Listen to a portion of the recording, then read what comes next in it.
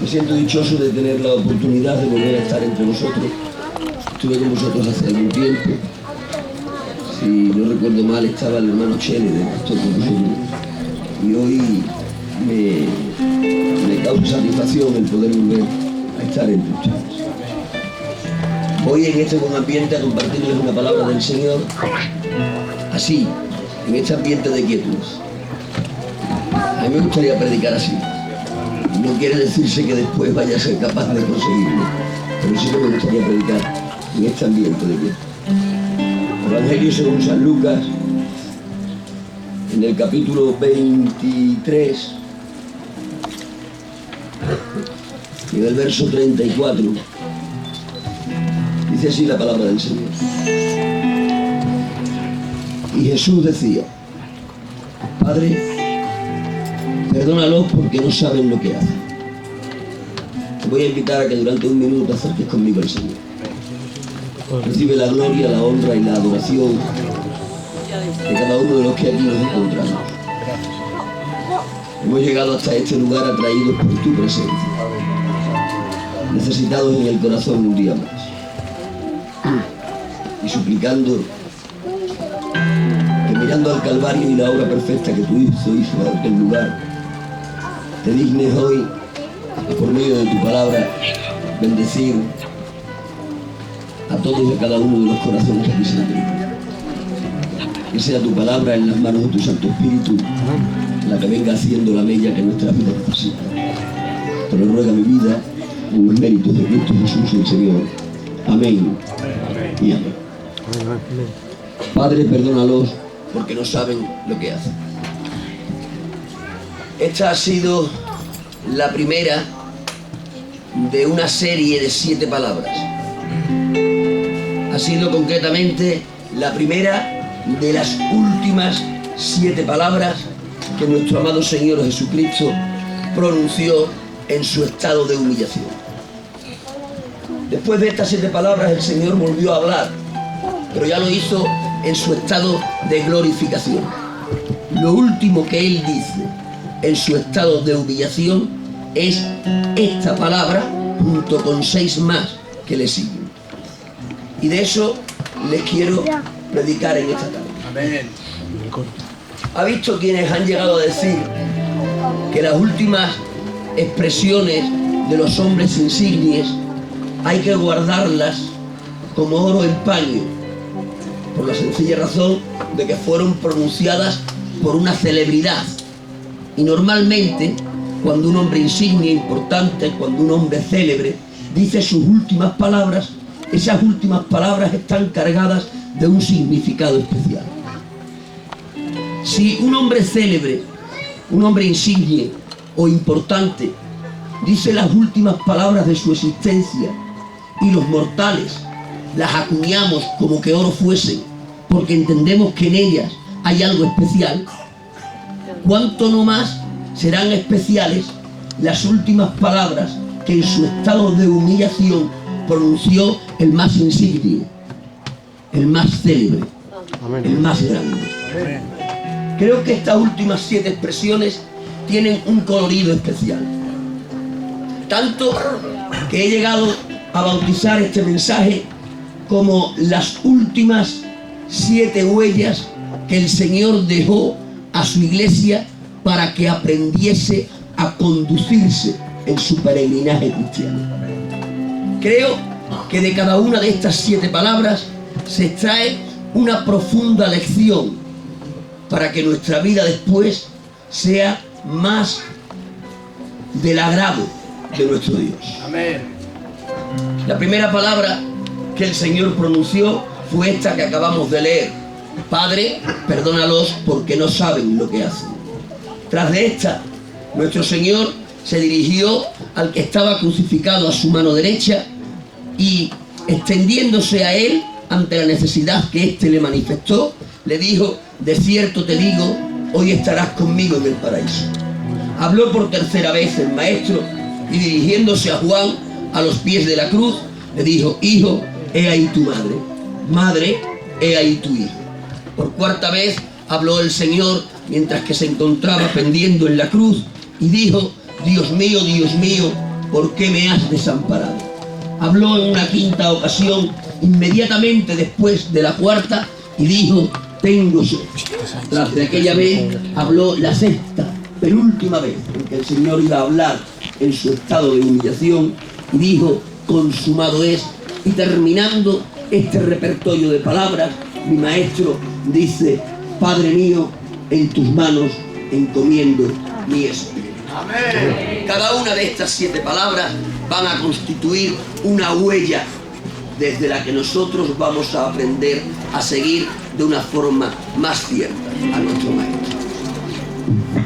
A manera de introducción, les diría que las palabras tienen importancia dependiendo de las circunstancias en las que se digan.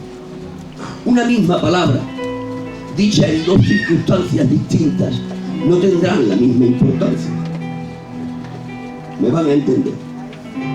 Si yo me paseo por cualquier calle de aquí, de esta barriada, y paseando un día cualquiera por una de estas calles, me encuentro frente a mí a un chaval enclencle, 15, 16 años, con una cabeza para 2 cuerpos.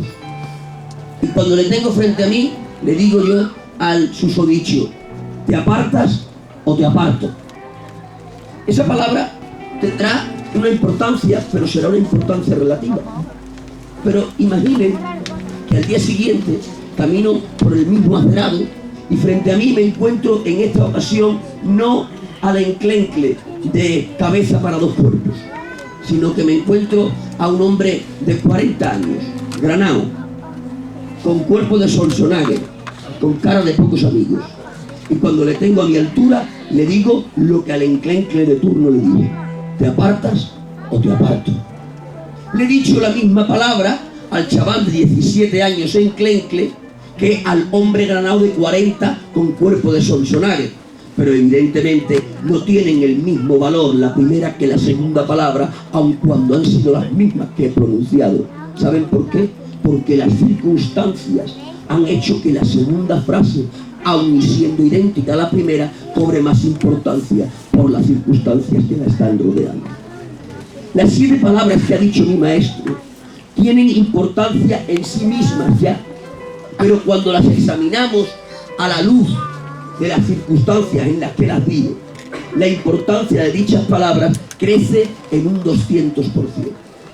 Cuando mi maestro ha pronunciado cada una de estas 7 palabras que hemos enumerado, no las ha pronunciado estando en el Edén, disfrutando de un año sabático. Mi maestro, cuando ha pronunciado estas 7 palabras, lo ha hecho en el Calvario, en el monte de la calavera, suspendido entre el cielo y la tierra, con sus manos y sus pies horadados, con sus espaldas flageladas, con su cabeza coronada de espinas, con los demonios que como perros rabiosos y toros de Basán le atormentaban, con los fariseos y los saduceos que se burlaban, con los apóstoles que se habían marchado, con el Padre que le había desamparado, con la naturaleza que se había oscurecido. Y en mitad de tan negras circunstancias, mi maestro se levanta como el ave fénix, habla por primera vez y dice, Padre, perdónalos porque no saben lo que hacen. Esta es la primera palabra del Señor en el Calvario. Y la lección que nos enseña nuestro Dios en esta profunda huella es la lección del perdón. Porque les recordaré lo que ya saben. Perdonar es de cristianos. El Señor nos va a enseñar a continuación que debemos de aprender a pedir perdón cuando ofendemos y también a dar perdón cuando hemos sido ofendidos. Ha dicho el Señor, Padre, perdónalos porque no saben lo que hacen. Es importante lo que ha dicho el Señor. Tan importante como que está pidiendo perdón en favor de aquellos que le están maltratando sin causa. Eso ya tiene un calibre de importancia. Pero a mí, más que la importancia que tenga el hecho de pedir perdón en favor de los matadores, me llama más la atención el hecho de que mi Señor ha pedido ese perdón basándolo en un argumento. en un argumento tan sólido que se va a asegurar la respuesta afirmativa del Padre ante la petición de perdón. Quiero que ustedes puntualicen algo. El Señor Jesús, en esta primera palabra, no simplemente ha dicho, Padre, perdónalos. El Señor Jesús ha dicho, Padre, perdónalos porque no saben lo que hacen. El porque no saben lo que hacen es el argumento sólido desde donde Él edifica la oración de su petición de perdón. Y más importante que la petición de perdón es el argumento donde Él la basa. Imaginen por un momento que el Señor simplemente hubiese dicho, Padre, perdónalos. Si el Señor simplemente hubiese hecho esa oración sin el argumento posterior, el Padre en los cielos pudiera haber perdonado o se pudiera haber reservado el ofrecer el perdón. Pero mi maestro en la cruz no quería dejar a la libre elección del Padre el dar o no dar el perdón. Él quería asegurarse que el Padre diese el perdón pedido. Es por eso que no simplemente ha dicho, Padre, perdónalos, sino que le ha añadido, porque no saben lo que hacen. El porque no saben lo que hacen, parafraseándolo, es lo mismo que si el maestro hubiese dicho, Padre, perdónalos, porque lo que han hecho lo están haciendo en ignorancia. Y yo, que comparto la naturaleza divina contigo, sé bien que tú la ignorancia la pasas por alto.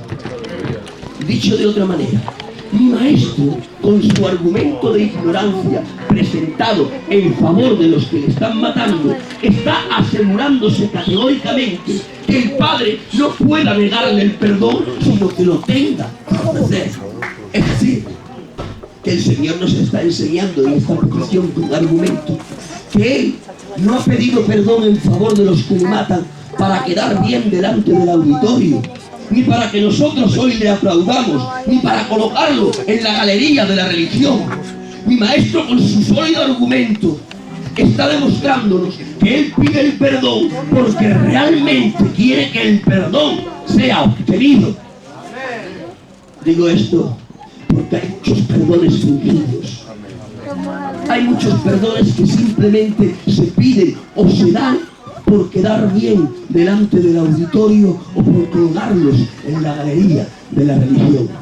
Pero mi maestro, enseñándonos la profunda huella del perdón sincero, no simplemente ha pedido perdón en favor de los matadores, lo cual ya es plausible, sino que le ha añadido un argumento de ignorancia para asegurarse que el Padre le dé el perdón y para demostrarnos que el perdón que él pedía era sincero desde el corazón y no exterior para la galería. Pero sí me llama la atención el que el Señor pida perdón en favor de los matadores. Amén, amén. Y más que eso, que pida dicho perdón con un argumento tan sólido para asegurarse el perdón del Padre. Si esas dos cuestiones me llaman la atención, más que eso, me llama la atención el hecho de que mi Señor, la ignorancia presentada en esta primera palabra, la preparó de antemano a mitad de su ministerio público. A mitad de su ministerio público, dicen los evangelios, que el Señor Jesús cambió su forma de predicar. Y empezó a predicar por parábolas. Empezó a revestir su mensaje, a ocultarlo. Tanto era así que en cierta ocasión, después de un mensaje en parábolas y estando a solas con los discípulos, estos le preguntaron y dijeron, ¿por qué predicas por parábolas? Y el Señor, abriéndoles el corazón, les respondió, para que oyendo no entiendan, para que viendo no vean, para que no se conviertan y yo no salven. ¿Han sido capaces de profundizar en eso? Les predico en parábola, para que viendo no vean, para que oyendo no entiendan, para que no se conviertan y yo los salve. Les hago una pregunta y no me respetan. ¿Qué hubiese ocurrido si el Señor, en vez de predicar en parábolas, hubiese predicado abiertamente y el pueblo judío hubiese reconocido en Jesús al Mesías profetizado? Les garantizo que si eso hubiese ocurrido, los judíos no entregan a Jesús al poder gentil, ni este acaba después en la cruz entregando su vida. Si los judíos reconocen a Jesús como el Mesías esperado, no le crucifican, le compran un trono, le dan un cetro, le ponen un manto, se doblegan delante de él y le adoran. Pero si eso hubiese ocurrido, hermanos míos, ¿qué hubiese sido de la salvación? No solo de los judíos, sino de también nosotros los gentiles. Es por eso que mi maestro, en esa sabiduría oculta que tiene la deidad, ha ocultado su mensaje, lo ha escondido para que estos no se puedan convertir.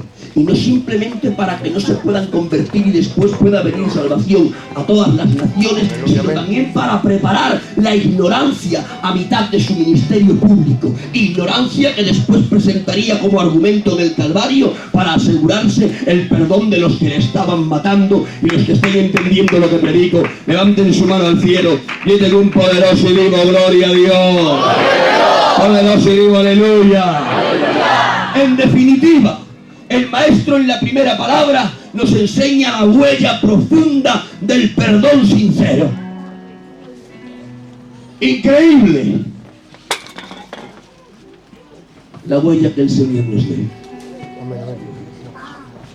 Increíble en todos los tiempos, pero en estos que vivimos, más increíble que en otros. Porque cuánta falta de perdón hay en la iglesia. ¿Cuánto nos cuesta pedir perdón cuando ofendemos? ¿Cuánto nos cuesta dar perdón cuando hemos sido ofendidos? Testigos presenciales hemos sido de iglesias que se han dividido por quítame allá estas pajas, por problemas sin importancia, por orgullos mantenidos. Hemos provocado que una iglesia se divida. Y a veces incluso lo hemos adornado con alegría y hemos dicho, una iglesia más tenemos. Pero siendo sinceros, hermanos, tendremos que decir que las iglesias que nacen de una división no son iglesias del Señor. Según marcan los parámetros de la santa doctrina, las iglesias tienen que nacer por la evangelización y no por la división. Pero ¿cuántas divisiones? Divisiones que han sido el fruto de los orgullos mantenidos. Divisiones que han sido el fruto de no seguir la primera huella del Calvario. De negarnos a pedir perdón, pero también de negarnos a darlo cuando hemos sido los ofendidos. Pero nuestro Señor en la primera huella del Calvario nos viene a refrescar la memoria a Él. Y nos viene a decir, si has ofendido, humíllate y pide perdón. Y si has sido tú el dañado, cuando perdón te pidan, ofrécelo sin resistencia. Y los que estén entendiendo eso, levanten sus manos y griten gloria a Dios. Quiero advertirles hoy, en cuanto a no dar perdón, en cuanto a no pedirlo, quiero advertirles hoy. El hecho de no pedir perdón cuando se ofende o no darlo cuando se ha sido ofendido se puede definir como la retención del enojo. Y tendré que decirles con la palabra del Señor en la mano que la retención prolongada del enojo en el corazón se convierte en un pecado que le da una plataforma a Satanás para que nos ministre. Amén, amén. ¿Se sorprende? Porque les digo que un cristiano puede ser ministrado por Satanás. No se sorprendan, queridos hermanos. Satanás no trabaja en el mundo. En el mundo gobierna, donde trabajas en la iglesia.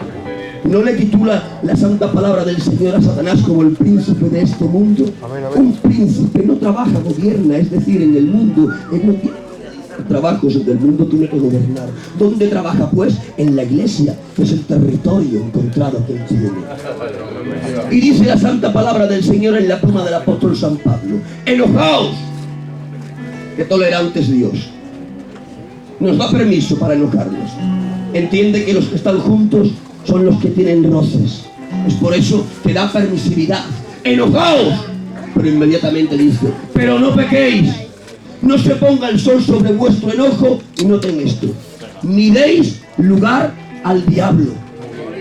Parafraseando lo que dice el apóstol, podemos decir que lo que nos está advirtiendo es que cuando el enojo se retiene en el corazón por más de un día, hasta que el sol se ponga, entonces estamos dando permiso legal a un demonio para que desde una plataforma obtenida a causa de nuestra falta de perdón pueda ministrar a nuestras vidas. Por lo tanto, querido hermano, no solo por seguir la huella primera del Calvario, a más de esto, por el bienestar de tu propia vida, si has de pedir perdón porque has hecho daño, hazlo de una forma rápida y rauda. Y si has de dar perdón porque has sido el dañado, no retengas el enojo en el corazón. Estarás dando plataforma para una administración de demonios. Y los que entiendan eso que estoy predicando, levanten sus manos al cielo, griten un poderoso y un vivo gloria a Dios. Si la retención del enojo es ocasión para dar plataforma a un demonio que nos ministre, por añadidura tendría que decir que cualquier pecado retenido, llámese enojo, llámese avaricia, llámese envidia, llámese como se quiera llamar, cualquier pecado retenido de forma prolongada en el corazón también se va a convertir en plataforma desde la que un demonio nos va a poder ministrar. Queridos hermanos, con sabiduría de Dios, apliquemos a nuestra vida cotidiana lo que la Escritura nos enseña. No nos obliga Dios a que no pequemos. Conoce nuestras debilidades y sabe que tropezamos y caemos. Lo que el Señor nos está advirtiendo con seriedad es: no te retengáis el pecado. No hagáis de el pecado una práctica en vuestro corazón. Amén, amén. Y volviendo al perdón, déjenme decirles, ¿cómo somos en ocasiones tan osados? ¿Cómo capaces somos nosotros de ser tan osados que con la multitud de pecados que tenemos nos acercamos cada día al Señor, nos adentramos en el lugar más santísimo y osadamente le decimos: perdónanos? Pero esa osadía que manifestamos delante del Señor para recibir el perdón ante nuestros pecados, esa misma osadía después no la tenemos para dar perdón a aquellos a los que nosotros hemos ofendido. Nos parecemos en ocasiones a aquellos de la parábola que surgió de la boca del Maestro. Dice el Señor Jesucristo, hablando de la osadía de pedir perdón a Dios y después de la carencia de no dar perdón al semejante. Dice él en relación a ese tema, que hubo un individuo que tenía una deuda insalvable, 10.000 talentos. ¿Saben qué es un talento? Un talento en aquella época, en aquella economía, era el salario de un jornalero durante todo un año de trabajo. Un talento era el salario de 365 días de jornal. Y debía 10.000 talentos. Ni aun 10.000 años le hubieran bastado para pagarlo. Era una deuda insalvable. Pero con todo y ser una deuda insalvable, fue osado y entró a la cámara del rey. Y entrando a la cámara del Señor le dijo: ten paciencia conmigo, te lo pagaré todo. Sabía que no lo podía pagar, pero así todo insistió. Tanto conmovió al Señor que le dijo: te condono la deuda, te la perdono, te puedes marchar. Pero dice la parábola que saliendo de la cámara real del rey se encontró con un consiervo y este le debía 100 denarios. ¿Saben cuánto es un denario? Es el salario por un día de trabajo. Era una deuda perfectamente salvable. Y el consiervo hizo con este que tenía la deuda insalvable lo que él había hecho antes con su señor. Le pidió clemencia, le pidió paciencia, pero este, a diferencia de lo que su señor había hecho con él, no tuvo clemencia ni paciencia con él y le mandó a la cárcel por medio de los alguaciles. Se han enterado los consiervos y le han contado lo que ha hecho al Señor. Le ha mandado llamar el Señor a su presencia, le ha dicho: ¿no fui yo paciente y tuve clemencia contigo? Si yo tuve paciencia y clemencia contigo, como tú no lo has tenido con tu semejante. Amén, amén. ¿No te ves reflejado en esa parábola? Pecados insalvables teníamos nosotros. La justicia divina clamaba en nuestra contra. El infierno eterno nos estaba esperando. 1000 vidas que hubiésemos vivido y no hubiésemos podido saldar la deuda que contra la justicia divina habíamos adquirido. Pero nos adentramos en la gracia del Señor. Pedimos el socorro y el perdón y lo recibimos. ¿Cómo es posible que después de haber sido perdonados de tantísimos pecados que no hubiésemos tenido posibilidad de pagar por nuestras propias fuerzas? ¿Cómo es posible que después no usemos de misericordia con nuestros semejantes, tal como nuestro Señor usó de misericordia con nosotros? Queridos hermanos, la primera huella del Calvario es la huella del perdón. Y por eso que te aconsejo hoy, si has hecho daño, rápido y raudo, ve a pedir perdón por lo que has hecho. Y si eres el dañado y te han venido a demandar el perdón, rápido y raudo, ofrécelo. Porque no hay huella más preciosa que la huella de nuestro Dios. ¿Cuántos entendieron eso? Levanten su mano al cielo. Griten un poderoso y vivo, gloria a Dios. Por segunda vez mi maestro ha hablado. Y en esta segunda ocasión mi maestro se ha dirigido al que está crucificado a su mano derecha. Y le ha dicho, de cierto te digo, hoy estarás conmigo en el paraíso. Antes de examinar la segunda palabra del Señor, me gustaría brevemente examinar las palabras del crucificado a su derecha, que han provocado a su vez la segunda palabra de mi Señor. El crucificado a su derecha, la Escritura lo titula como un ladrón, pero muy posiblemente no fuese simplemente un ladrón, muy posiblemente fuese un individuo que pertenecía al partido de los celotes. Los celotes o cananistas, como también se les conocía, eran un partido político que abogaba por la violencia para rescatar a Israel del yugo romano. Era lo que contemporáneamente se podía llamar como un terrorista. Era lo que actualmente podría ser un miembro de Al-Qaeda, un miembro de la banda terrorista ETA. Eso es lo que estaba crucificado a la derecha del Señor. Pero fíjense ustedes como este terrorista, mirando al Señor, le dice: acuérdate de mí cuando vengas en tu reino. Amén, amén. Son dignas de examinar estas palabras. Tan dignas de examinar como que la conclusión de dicho examen nos llevará a poder decir que lo que éste ha dicho es una confesión de fe en toda regla. Acuérdate de mí cuando vengas en tu reino. No simplemente le está manifestando que le reconoce como el triunfador de la muerte, sino que le reconoce como el rey de un reino venidero. Amén, amén. La pregunta es, ¿qué ha visto el crucificado a la derecha en el aspecto de Jesús para proclamar que es el rey victorioso de la muerte? ¿Cómo está Jesús en ese momento? Recuerden ustedes, no tiene manto, ni cetro, ni corona. Se encuentra pendiendo entre el cielo y la tierra, con las manos y los pies lavados, con el rostro semidesfigurado. Por corona tiene una de espinas, es decir, de burla. Las espaldas las tiene flageladas. Los demonios le están cercando. No hay nada en él que aparente ser un rey. No hay nada en él que aparente ser un conquistador de la muerte. Es un hombre que está moribundo. Es un hombre que está a punto de terminar sus días. Pero con semejante facha, con semejante apariencia, este que está crucificado a la derecha dice: acuérdate de mí cuando vengas en tu reino. ¿Cuando venga? ¿Cuando venga de dónde? ¿No me estás viendo? Estoy en la agonía de la muerte, voy hacia la muerte. Pero este está diciendo: aunque veo que vas hacia la muerte, yo sé que a ti la muerte no te va a retener. Es por eso que sé que tienes que volver de entre ella.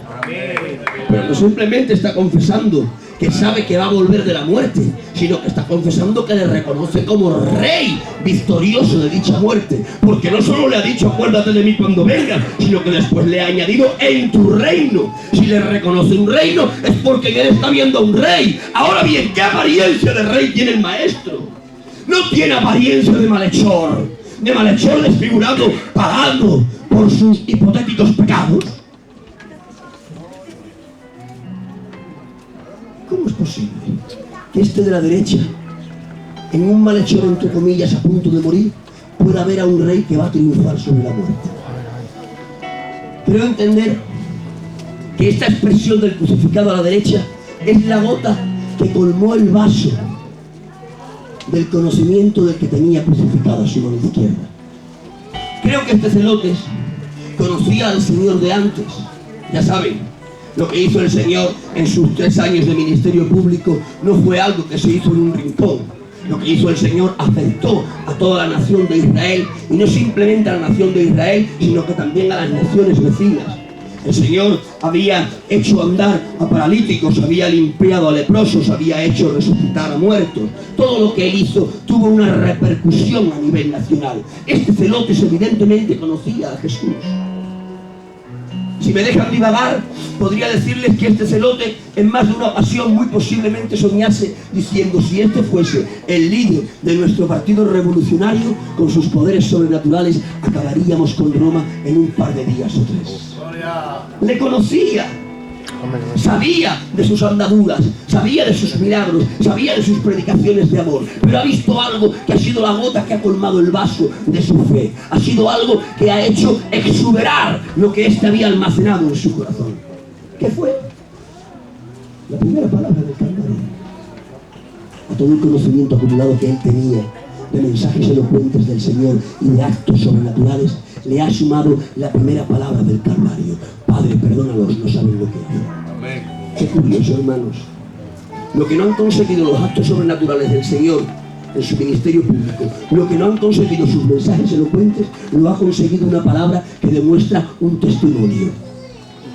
La palabra primera del Calvario es la palabra del testimonio. Estoy pidiendo perdón por aquellos que me matan. Esa palabra, sumada a los actos sobrenaturales que conocía el celotes, y sumada también a las palabras elocuentes que había predicado el maestro, han hecho germinar en él la fe para ver en un moribundo a un rey triunfador de la muerte. Acuérdate de mí cuando vengas en tu reino. ¿Qué fuerza tiene un testimonio?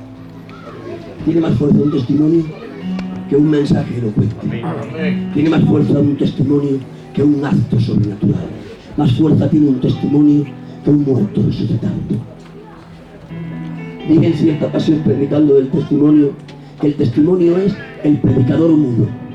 No habla, pero como predica. Le ha conquistado el corazón.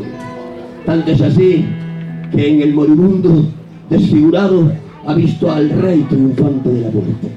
Y le ha mandado un SOS, le ha mandado un mensaje de auxilio: acuérdate de mí cuando vengas en tu reino.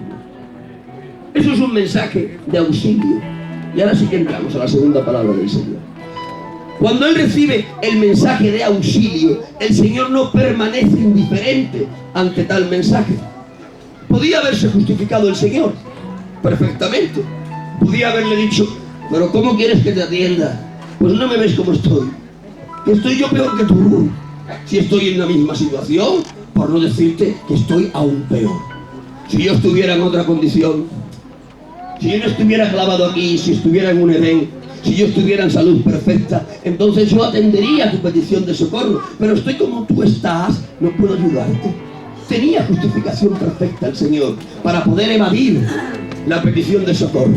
Pero mi Señor no se evade en justificaciones. Recibe la voz de auxilio y rápidamente se extiende al necesitado.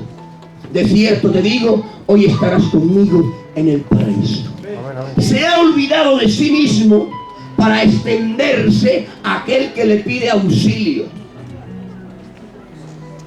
¿Saben por qué? Porque mi Señor tenía sensibilidad.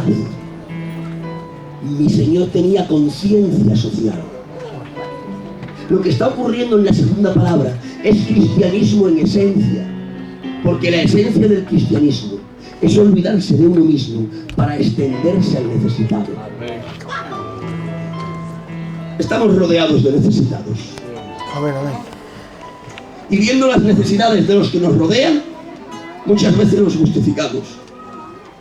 Si estamos nosotros peor que ellos, si estuviésemos nosotros mejor. Mira, no tiene mérito tener 20 panes y darle un mendrugo de pan a un hambriento. Lo que tiene mérito es tener un mendrugo de pan y partirlo con aquel que no tiene ninguno. Mi maestro, anticipándose a nuestras vagas justificaciones, en la segunda palabra de la cruz, estando en la misma situación de aquel que le pide auxilio, se olvida de sí mismo para extenderse al necesitado.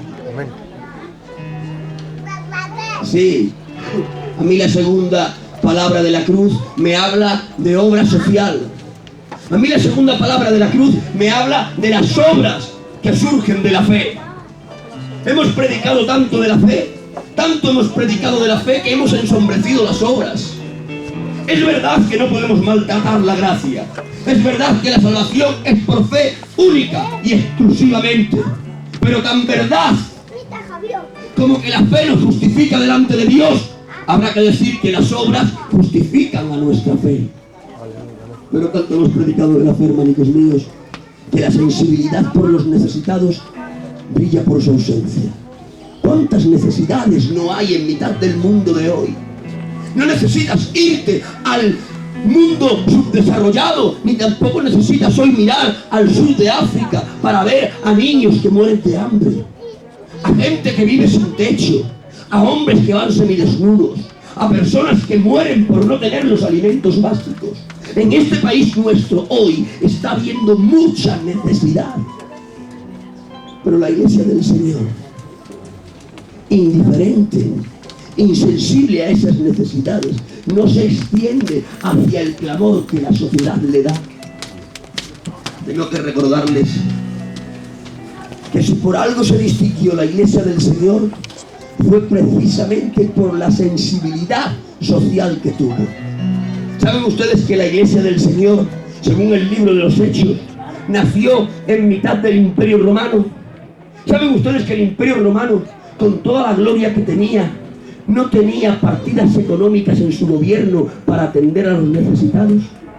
¿Saben ustedes que en el antiguo Imperio Romano, en mitad del cual nació la Iglesia, había niños que morían de hambre y nadie se ocupaba de ellos? Había huérfanos y viudas que morían de inanición porque tampoco el gobierno les daba cobertura. ¿Saben ustedes que en el antiguo Imperio Romano el 50% de la población eran esclavos y el otro 50% eran amos? Había desequilibrio social, o eras rico, rico, o eras pobre, pobre.